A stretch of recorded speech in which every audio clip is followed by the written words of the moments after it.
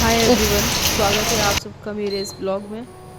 शुरुआत करते हैं एक कप चाय बनाने से और फिर पढ़ाई की। आज हम इसमें अपने बारे में बताएंगे।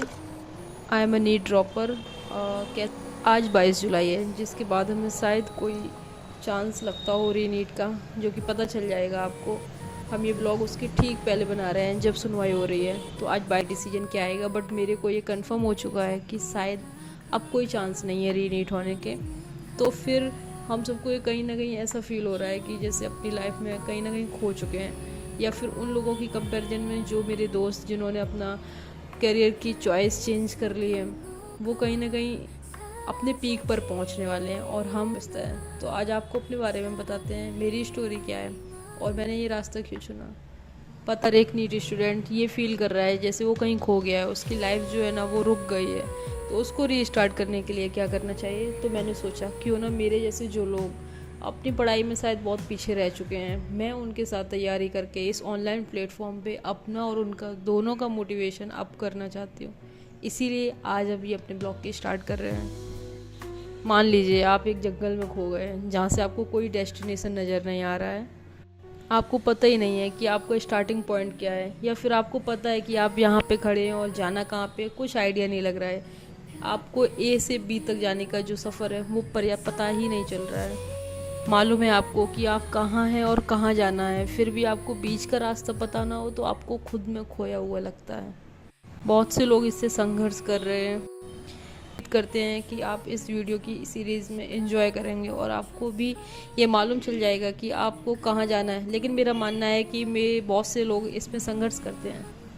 इन सभी बातों का एक मुद्दा जो है वो वे फाइंडिंग नामक एक विचार है, जो डिज़ाइनिंग योर लाइफ नाम की एक बुक है जिससे लिया गया है।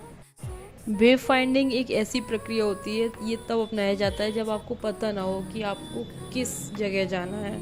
ये वही प्रक्रिया है जिसको जब कोलंबस ने अपनाया था, जब वो अटलांटिक ओशन पार करके अमेरिका जा रहे थे।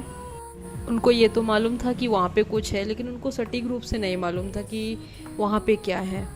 और उनको ये मालूम था कि अगर मैं इस दिशा में लगातार अपनी यात्रा जारी रखता हूँ तो मुझे ये पता है कि फाइनल में अपने डेस्टिनेशन पे ज़रूर पहुँच जाऊँगा। ठीक आज सब हम लोग इस ट्रैक में फंसे हुए हैं जहाँ से किसी को समझ नहीं आ रहा है कि कहाँ जाना है। तो ठीक मैंने भी वही सोचा कि जब 3-4 साल ड्रॉप लेने के बाद अभी तक नहीं हुआ तो क्या आगे होगा। हाँ, मुझे पता है कि अगर जस्ट वन स्टेप लेने से मेरी लाइफ अच्छी हो सकती तो फिर क्यों नहीं मुझे स्टेप लेना चाहिए। तो आज अपनी इस जर्नी की शुरुआत हम ठीक कोलंबस की तरह करते हैं, जिसने अटलांटिक ओशन को पार करते हुए ये जान लिया था कि शायद वहाँ पे कुछ है, और वो अपनी इस यात्रा को अगर कंटिन्यू रखता है तो वो फाइनल अपने लक्ष्य तक पहुँच पाएगा। इस बात को बताने का मकसद ये नहीं है कि आपका लक्ष्य क्या है। इस बात को बताने का मतलब ये है कि आपको किस प्रोसेस को फॉलो करना है। और लाइफ में कभी भी इतना टाइम या इतनी देरी नहीं हुई होती है कि आप कभी अपनी जर्नी दोबारा से ना स्टार्ट कर सकें, क्योंकि जीवन मंजिल की बजाय यात्रा के बारे में है। किसी मंजिल के बारे में सोचना हमें सही यात्रा पर जाने के बारे में मजबूर करता है।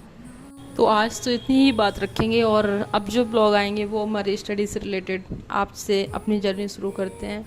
तो फाइनली आपसे बात करते करते हमने अपने कूलर में भी बर्फ़ डाल ली, क्योंकि आज बहुत गर्मी हो रही है और मेरा फास्ट भी है। तो आज से अच्छा दिन कुछ नहीं हो सकता था। आज सावन का पहला दिन भी है जहाँ से हमने अपनी जर्नी को स्टार्ट किया है। तो भोले बाबा हमारे साथ रहेंगे और जीवन में सब कुछ अच्छा होगा, ऐसा बिलीव करके हम अपनी 1 साल की जर्नी को स्टार्ट करते हैं। तो इसके बाद में चलिए हम आपको ये भी बता देते हैं कि हमारे टीचर कौन से हैं। मैंने वेदांतु का ऐप ज्वाइन किया है, और इसके साथ में जो फिजिकल केमिस्ट्री है वो हम सुधांशु सर से पढ़ रहे हैं।